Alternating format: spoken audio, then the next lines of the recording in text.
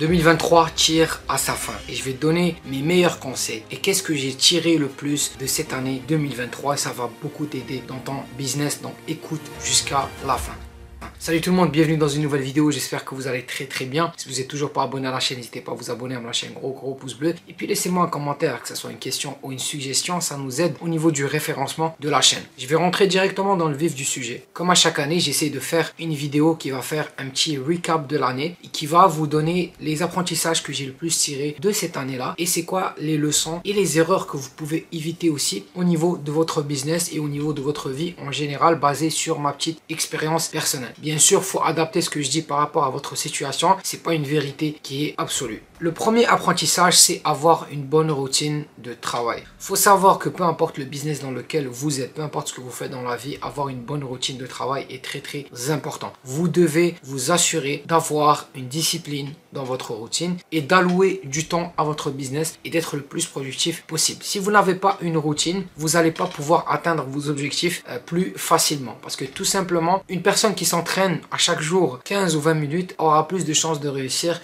que par exemple une personne qui s'entraîne 2-3 fois à chaque 3 semaines. C'est complètement normal. Donc si vous voulez réussir sur la longue, si vous voulez avoir des résultats, faut développer des habitudes. Et comment on développe des habitudes? On peut commencer juste avec des petites actions qu'on va faire à chaque jour et au bout de 30 jours, au bout de 40 jours, je me rappelle plus du chiffre exact, il y a une étude qui a été effectuée et je crois qu'elle dit qu'au bout de 30 jours, si on refait la même chose à chaque jour, on développe cette habitude-là et on n'aura plus besoin d'y penser. Donc vous pouvez juste commencer à intégrer des petites habitudes par-ci par-là et par la suite, vous allez voir un gros changement au niveau des prochaines semaines et au niveau des prochains jours. Donc avant d'atteindre vos objectifs, faut développer en fait les habitudes qui vont vous permettre d'y arriver. Le deuxième apprentissage, c'est capitaliser sur ce qui fonctionne déjà. Peu importe ce que vous avez, peu importe que ce soit un business ou une habitude justement ou un point fort, vous devez capitaliser sur ce que vous avez déjà et vous concentrer sur ça. Faut pas essayer de passer à gauche à droite. Un exemple vraiment parfait, si vous vous êtes déjà lancé en e-commerce, vous comprenez un peu comment l'e-commerce fonctionne, même si vous n'avez pas des gros résultats pour le moment, il faut se focaliser sur ça et essayer de tirer le maximum de ça et essayer de s'améliorer avec ça. Si vous essayez à chaque fois de lancer un nouveau business, de tester une nouvelle trend,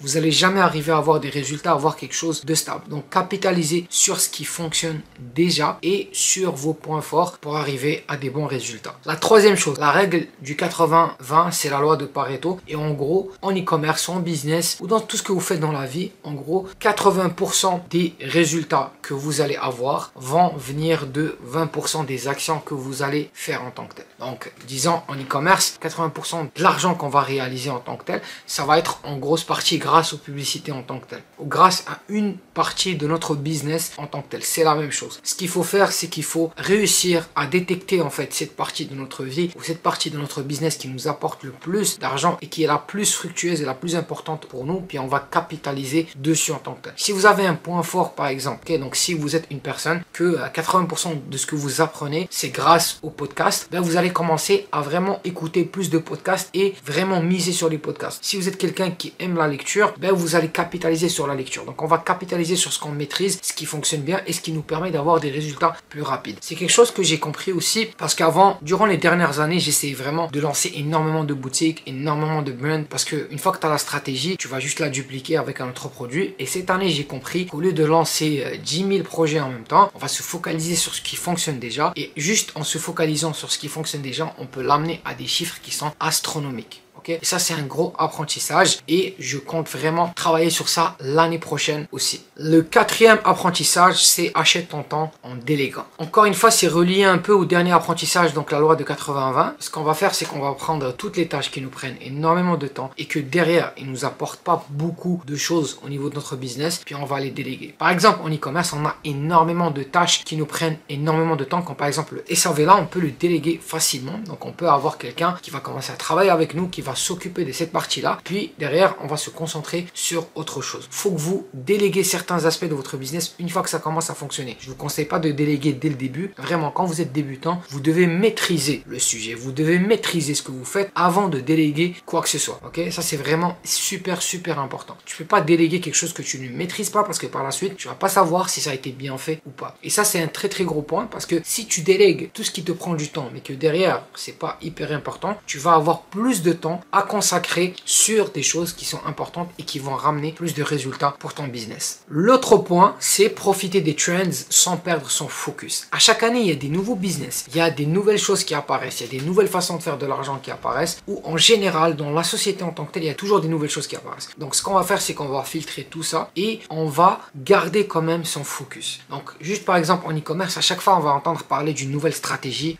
Ouais, dernièrement, j'ai entendu parler de comment vendre sur Twitter, donc avec des influenceurs sur Twitter, avec Pinterest, il y a énormément de canaux de trafic qui fonctionnent super bien. Mais le problème, c'est que si tu essayes de maîtriser tous ces canaux de trafic, tu vas avoir de la difficulté. Alors, tout seul, tu vas jamais pouvoir le faire. Avec une équipe, tu vas être en mesure de le faire. Donc là, tu vas avoir une personne qui est spécialisée dans chaque aspect. Donc, par exemple, Facebook, Google, Pinterest, tu vas avoir 3 personnes qui maîtrisent chaque réseau social. Et avec ça, tu vas être en mesure justement d'avoir des résultats. Donc, on va se focaliser sur ce qui est important et on va profiter des trends, mais sans perdre son focus. Ok, on va pas ouvrir en fait son champ de vision. On va quand même essayer de rester concentré sur ce qu'on a et on va rajouter quelques petits trucs par-ci par-là. Sinon, on va jamais pouvoir développer ce qu'on fait. L'autre point, l'autre apprentissage. Le business est un marathon et pas un 100 mètres. En gros, si tu veux avoir un business qui dure dans le temps et qui va te permettre d'avoir des résultats et des revenus récurrents, ça va se faire petit à petit. Et il faut comprendre que pour arriver à ce niveau-là, en fait, c'est un marathon et pas un 100 mètres. Donc, on va pas mettre toute son énergie, on va pas travailler comme des fous pendant 1 mois, 2 mois et après, on va arrêter. Au contraire, on va développer des habitudes et on va se mettre à travailler à chaque jour, à chaque semaine, à chaque mois, peu importe le temps que vous mettez. Parce que vous savez que ça va prendre du temps pour avoir des résultats, mais vous allez finir par les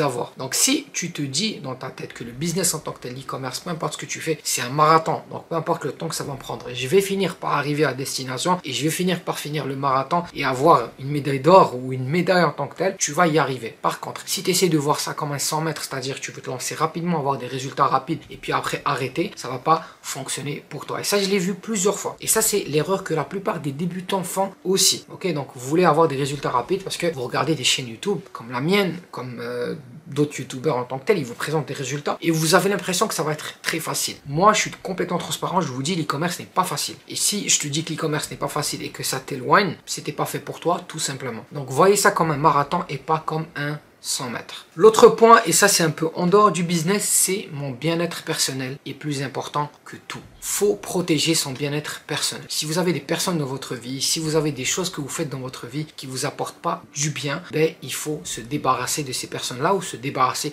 de ces choses-là en tant que tel. Dans le business, ça peut être très simple. Si par exemple le SAV, ça vous apporte de l'anxiété, donc répondre à des emails, ça vous apporte de l'anxiété, répondre à des messages sur Facebook, ça vous apporte de l'anxiété, ben vous allez déléguer ça. Si vous avez quelque chose que vous faites en fait avec l'e-commerce, je sais pas, vous avez de la difficulté avec ça et que vous avez un business qui fonctionne bien, qui vous permet de générer un minimum de revenus par mois, ben vous allez déléguer ça pour justement vous débarrasser de ça et protéger votre bien-être personnel. En dehors de ça dans la vie, si vous avez des amis ou des personnes autour de vous qui sont juste négatifs, qui vous apportent aucun bien, je vous le dis, il faut être égoïste et il faut penser à son bien-être personnel. Bien sûr, si une personne que vous connaissez passe par un mauvais moment, tout ça, faut être à ses côtés, faut l'aider, tout ça, mais je parle globalement. Donc en gros, si vous connaissez une personne depuis très très longtemps qu'elle vous apporte aucun bien, faut penser à son bien-être personnel parce que sinon vous allez finir par vous perdre. Faites jamais l'erreur d'essayer de passer le bien-être des autres avant votre bien-être personnel parce que sinon vous allez juste avoir beaucoup de difficultés dans votre vie et ça va se refléter sur votre business parce que souvent quand on n'a pas de résultats, quand on n'arrive pas à focus sur le business en tant que tel, c'est que notre vie personnelle soit elle va pas bien, soit nous en tant que tel on n'a pas encore développé des habitudes qui vont nous permettre d'avancer beaucoup plus rapidement. Donc pensez à votre bien-être personnel parce que si vous allez bien, en fait vous allez mettre plus de temps sur le business, vous allez pouvoir